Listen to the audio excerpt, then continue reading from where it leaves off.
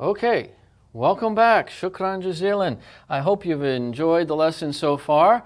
In the past, we've covered all of our vowel sounds and a number of consonants. Now today we're going to learn just one consonant, but it's actually a very important one, and it has some tricks to it. So let's jump right into it. Now if you remember, back at the beginning, we told you with Aleph not to connect Aleph to what follows, because if you did, it would become another letter. Well, today we're going to see this. Now when you look at this at first, you might think that that is an Aleph, but the problem here is it is connected underneath. And so when we have the long straight line connected, this is a different letter. The name of the letter is Laam, like a sheep, but it makes the sound of L. Same sound at the beginning, as in English, okay, as in light, learn, long, an L sound. Okay. Now, for the most part, it's going to look just like Aleph, except connected. So here we see one at the beginning. Okay, we have a lam, a ba, and a noon. This is Leben, not Aben, but Leben. Okay, no problem. Okay, I think that's fairly simple if you know Aleph. What about in the middle of a word? Well, same thing. Okay. Notice that looks a little bit like an Aleph, but you can tell by the fact that it's connected that it's not. Okay, so that is our lamb shape. Now, you may be asking yourself, well, what about at the end of a word? Because when Aleph comes at the end, there's nothing to connect it to anyway, so how can we tell the difference? Well, here's how we tell that lamb takes a distinct shape at the end of a word. So I'm going to write the word here, bulbul, okay, which uses two lambs. We have a ba and a lam, right? No problem so far. Another ba. Notice the difference. Okay, I go down below the line and I have this hook. Now people will do it slightly differently, how much of a hook they put on it, but it definitely goes down below. Because remember, Aleph at the end of a word, okay, would look like this. It would just go straight up. So that's why I have this little hook under here to make a difference between them. Otherwise, they're fairly similar. Now, what happens if lamb just happens to be by itself? Well, it will take this shape. This is the shape of lamb all by itself. So this seems like a fairly simple letter. Okay, well, let's look at some examples and make sure we can recognize it. Okay. Here we have some words with long straight lines in them. Question, are they Alephs or are they lambs? Well, you know the thing we're looking for is connection. Connected or not? Look at our first one. This is, of course, an Aleph. No connection there. This is the same thing, except it's got a connection, so that means lam. That makes the difference between those two sounds, a and la. Here, what do we have? Connected, that is a lam, an L sound. Here, a word you already know. You know because there's no connection, this is bab. What about here? Now there's no connection or non-connection in this case because there's nothing that comes after, but what is this? That's right, it's an Aleph. Why? Because remember the lam would have the hook down the bottom. This does not. That's an a. Okay, so lam is fairly easy to write and fairly easy to recognize. Hopefully that would be it, but there are some tricks to this. So let's take a look. Okay, the trick comes in, what happens when we have lam and aleph together, when they look so similar? Well, this requires us to use some different shapes. Now remember, these are only going to happen when we have lam and aleph coming together.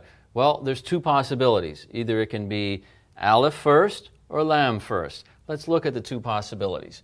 So, let's say I have an aleph plus a lam. Okay, that's just a plus sign. what's going to happen with these two letters? Well, this is actually no problem because why? Aleph doesn't connect anyway, so it's not going to connect onto the lam, so we can just go straight on with whatever word we have. So look, for example,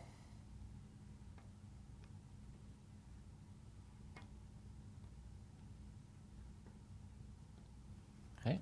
Hopefully all those letters are familiar to you and you could pronounce this whole thing. Right? I have an Aleph, a Lam.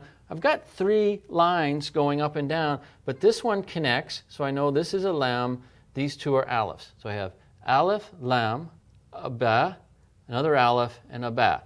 Right, if I put this together, Aleph followed by Lam is going to be Al, and you know this word already, Al-Bab, Al-Bab, Al-Bab. Now, this is a very important shape to notice, okay, that you see right here.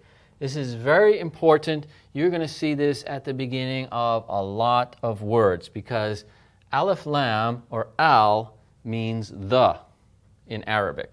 Now in English it's a separate word. In Arabic you attach it directly onto a word. So Bab we know meant door. Al-Bab, the door. Okay? And so there's a lot of words that have the. You're going to see this at the beginning of a lot of words. Remember it's Al. Aleph first, then Lam. This, by the way, is where L in Spanish comes from. Okay? So far, no real problem with this combination. What about the other way around? Okay, what happens if Lam comes first and is followed by Aleph? Well, here we have a little bit of a problem because let's just say I just connected them. We'd end up with something like this, and it's decided that this doesn't look good. It looks like 2 lines right next to each other. So what we do to make this combination is we're going to have to modify it slightly. Now remember, this is whenever Lam follows, precedes Aleph. Now, of course, the sound of this is going to be La. It's going to make the sound La. That's very important to know because this is a very common word in Arabic. La means no, and it's used a lot. You're going to hear La a lot. So this is a very important, just like Al was very important, this is very important to know. So something different is going to happen to put these together. At some point it was decided that the way to do this would be to angle the Aleph so it comes into the La. Okay? So what I get is something like this.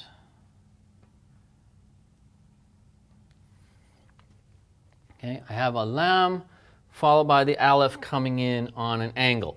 Now we don't have to worry about connecting because remember the last letter is still Aleph and Aleph does not connect. So this shape, Lam Aleph, La, is not going to connect to whatever comes after it. But note, you have to recognize this shape and recognize that that's what it is. Okay, so let's see some examples of this in actual words. Okay, here we have 3 words, and you notice in the middle of all of these words is this distinct Lam Aleph shape. Now this is something, again, that appears a lot, and so it's important to just recognize it on sight. So we get a word like salam, okay, la, balad. Okay. Now remember, this is Lam Aleph, because if Aleph was coming first, they wouldn't connect in this way. Now, there's one important variation to this that I need to show you. Okay, now remember this is what we had for Lam Aleph, or La. And as I said, this word appears by itself a lot. This means no, La. Now you'll see it just like this, and you can write it just like this. But one of the variants that exists is this. Right? And there's a huge amount of variation in the way people write it, but it has the same basic shape. Now, if you look at it closely, you can recognize that this really is the same thing as this, except someone has done it with one continuous line. So instead of doing 1 line, 2 lines, they've done 1 and then looped it together. That's what this loop is down at the bottom. This is just if you continue to that. And in fact, that's one way to do it, is just continue it like that. So recognize that that's La. Now, I say there's a huge amount of variation. You will see this in writing, in calligraphy, in advertisements, and they take great liberties with this. I mean, you'll sometimes see it written almost completely symmetrical like that. You'll see like that. Technically, those are not correct, but you'll see a lot of those. In handwriting, people tend to do it just very quickly like that. So realize even these are not correct, these are not perfect, but these are all variations of this thing. All of these mean la, and la means no. So let's look at the exercises. Let's practice them. You're going to see a lot of combinations of this because Laam, Aleph combinations exist a lot, but just by practice you'll get used to them. Again, remember the two basics, al and la, the and no.